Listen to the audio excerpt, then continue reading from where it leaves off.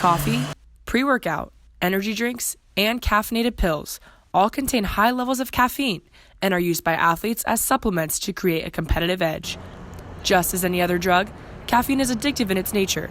One can easily become dependent on its instant effects, and to many people's surprise, too much can lead to a failed drug test. So I think the caffeine dependency is a problem. I think that it is widely prevalent in college-age persons and college athletics. Also, I think people doing it, for studying purposes and then for trying to get an athletic edge is a common thing.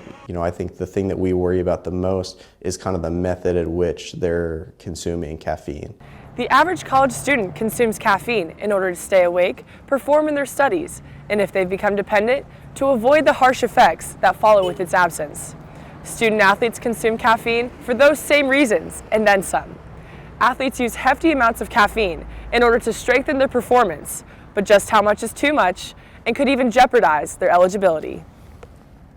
So we recommend, and the NCAA kind of echoes this number of 200 nanograms to 300 nanograms, and that fluctuates a little bit based on weight. And basically the goal is to keep that under 500, which is the cutoff for the NCAA that you would test positive. Many athletes also combine various caffeinated substances to reap the most benefits possible. People who are doing energy drinks and pre-workouts, so a combination of things that all have caffeine compounding onto each other. So not only is that a risk for the NCAA, but it's not a healthy amount of caffeine to consume. One can easily become dependent on caffeine's instant effects, failing to keep in mind the withdrawals that come in its absence. Common symptoms that I've heard from my athletes are headaches, fatigue, sometimes they get shaky, dizziness, those kinds of symptoms. Taryn Antoine is an LSU softball player who needs her caffeine but gets it purely through coffee.